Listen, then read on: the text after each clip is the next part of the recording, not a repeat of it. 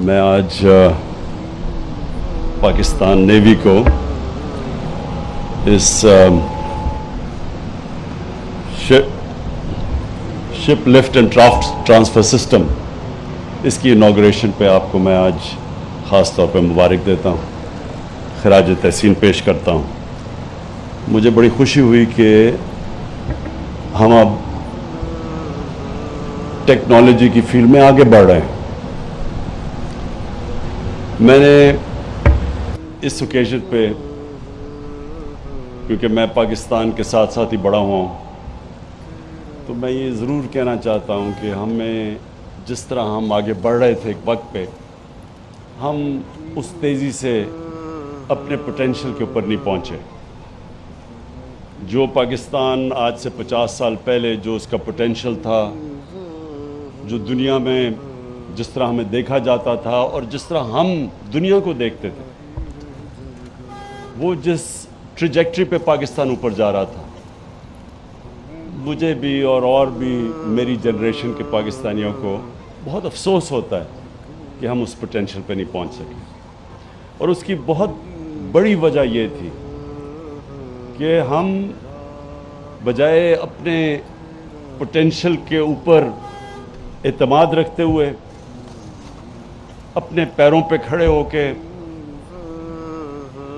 اپنے جینیس کو استعمال کرتے ہوئے آگے بڑھتے، ہم جو راستہ کھوئے ہیں، ہم ایک آسان راستے پہ چلے گئے، امپورٹ لیڈ اکانومی بن گئے، ڈپینڈنسی سنڈرم آ گیا، ایڈ کے اوپر امداد، فورن ایڈ کے اوپر ایک ریلائنس آ گئی۔ ہم نے اپنی قوت پہچانی نہیں، کیونکہ جب بھی کوئی وساکیوں کے اوپر چلتا ہے تو اس کی اپنی جسمانی قوت کمزور ہو جاتی ہے۔ اللہ نے انسان کو بنایا ایسا ہے کہ جتنا وہ ریزسٹ کرتا ہے اتنا طاقت آ جاتی ہے۔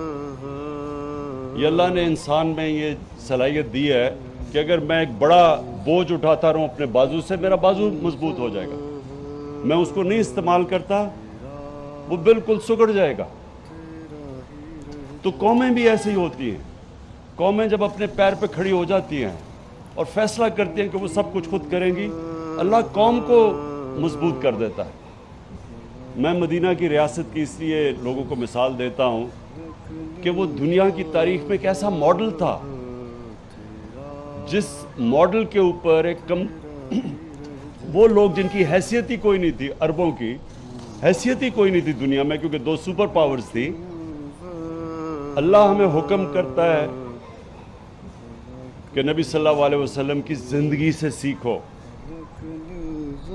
تو ان کی جو زندگی تھی، ایک تو ان کا اپنا کیریکٹر تھا، جو بھی ان کے کیریکٹر کے اوپر چلے گا وہ عظیم انسان بن جائے گا۔ اور جو انہوں نے ریاست قائم کی مدینہ کی، وہ بھی ان کی سنت تھی۔ تو جو ریاست ان پرنسپلز پہ چلے گی، وہ ریاست ایک عظیم بن جائے گی۔ تو وہ ریاست نے ہر مشکل وقت گزارا شروع میں، اور کوئی جب نبی صلی اللہ علیہ وسلم نے 2 خط لکھے، ایک بیزنٹائن ایمپرر سیزر کو اور دوسرا پرشین ایمپرر کو، 6028 اور 6029 میں، تو انہوں نے امداد نہیں مانگی ان سے۔ انہوں نے یہ نہیں کہا کہ ہمارے حالات بہت برے ہیں، ہمیں قرضے دے دو۔ انہوں نے اناؤنس کیا کہ میں اللہ کا پیغام لے کے آ رہا ہوں دنیا میں، حق کا، رائے حق، چلو گے تو آپ کا فائدہ ہے۔ اور ایک خوددار قوم کھڑی کی۔ اور پھر دنیا کی تاریخ، یہ ہیومن ہسٹری میں صرف ایک ہی پیغمبر کا، جس دن وہ پیدا ہوئے، جس دن دنیا سے گئے، صرف ایک پیغمبر کا سارا دنیا کی تاریخ میں پورا ریکارڈ ہے۔ اور وہ بھی ریکارڈ ہے کہ وہ دیکھتے دیکھتے وہ قوم، اس نے دنیا کی امامت کی۔ تو میں آج مجھے جو خوشی ہو رہی ہے آج یہاں، کہ یہ اب پھر سے کوشش ہو رہی ہے کہ ہم اپنے پیر پہ کھڑے ہوں۔ یہ صرف یہ نہیں کہ آپ نے اس ٹیکنالوجی کا استعمال کیا اور اب 12 شپس کو ہم کر سکیں گے اور 7,400 ٹن کی شپ کو شپ لفٹ کر سکیں گے. یہ ایک پروگریس ہے, ایک ٹیکنالوجی کا استعمال کر کے اپنا ملک کا پیسہ بچانا ہے.